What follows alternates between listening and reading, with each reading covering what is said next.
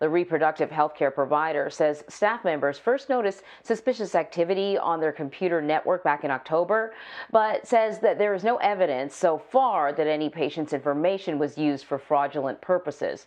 Planned Parenthood is still notifying patients whose information was accessed. And this all comes as the Supreme Court justices heard arguments yesterday in a landmark abortion rights case. A majority of the justices signaled support for Mississippi's abortion ban after 15 weeks of pregnancy.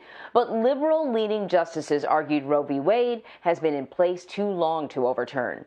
So joining us now to break down the arguments and to look at what's ahead is Director of the Robert A. Levy Center for Constitutional Studies, Cato Institute at the Cato Center, Ilya Shapiro. Ilya, thank you very much for joining us this morning. What were some of the key takeaways from Wednesday's first hearing?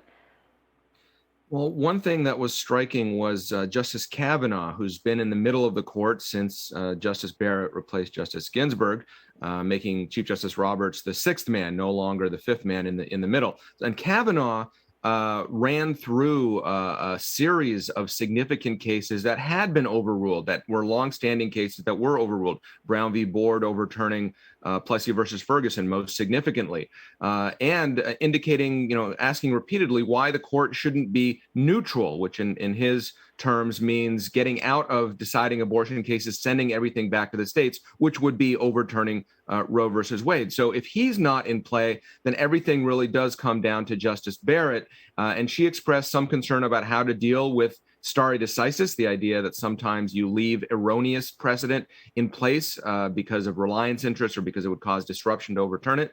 Although she also talked about adoption laws and safe haven laws that make it less of a burden to raise children after they're born, which was one of the justifications for the abortion right in Roe. So will Justice Barrett go along with the more conservative justices in overturning Roe? Will she join with Chief Justice Roberts, who indicated that there might be a middle path in upholding Mississippi's law but not touching Roe? I don't know, but that's where the speculation is here a day after the argument. How did attorneys respond or react to Justice Barrett's questioning, particularly about adoption options? Well, it's interesting. In a lot of arguments, the argument isn't really going to change anybody's mind. This one especially, and so the lawyers on both sides did a very good job. But it was mostly the justices talking to each other. Both the United States Solicitor General Elizabeth Prelogar, who was supporting the challengers to Mississippi's law, and the attorney for the Jackson Women's Clinic, talked about how there's still a burden with the pregnancy, with having to go through childbirth, with disrupting women's lives and their reproductive rights, those sorts of things. So trying to minimize the idea that simply raising the child was the biggest issue. But at the end of the day, it was the justices sort of feeling each other out, and the attorneys, who, as I said, did a remarkable job. It was a very well argued case. But the justices were talking to each other, and it's, we only see the tip of that iceberg. Most of that goes on behind the scenes. All right. The court's three liberal justices argued that reversing Roe v. Wade would significantly damage the court's legitimacy. Can you elaborate on that? Yeah, it's with a lot of the high-profile culture war issues, not even culture war, Obamacare or certain other things, whichever way the court rules, it's going to disappoint, 40, 45, 50% of the country. And that's certainly the case here. So I think there would be, it's obviously the highest profile case of the term. However, it's resolved in June. There's going to be a large section of the country that's upset. I think at the end of the day, people are happy with the court when it rules the way they like and unhappy when it's not. And it's really when judges think about extra legal issues and when people perceive that they're making decisions for political reasons that they start questioning whether the court really is just another political institution. It's one thing to disagree with the court ruling, and it's another to think that it's based on something other than the law.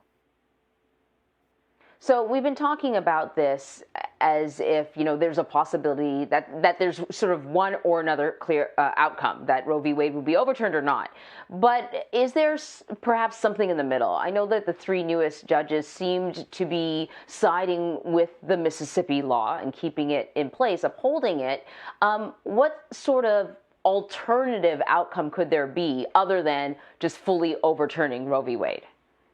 This is what Chief Justice Roberts was pushing. He talked about how the idea of viability, that's not really part of Roe's holding in his mind, at least he was suggesting that there's a way to uphold Mississippi's law, which restricts abortion past 15 weeks, without touching Roe, without having to consider Roe or rewrite its standard, because 15 weeks is enough of an opportunity to exercise the right to abortion. That seems to be the way that he is thinking. Can he get Justice Barrett is who he would need to get for that kind of middle position? Unclear, but I think that's what it would have to look like if there was a centrist compromise.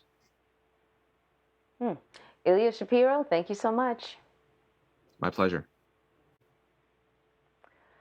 So meantime, here's some of what is on tap on CBS Mornings at the top of the hour. I'm Vladimir Dutip. Coming up on CBS Mornings, hip-hop legend LL Cool J talks with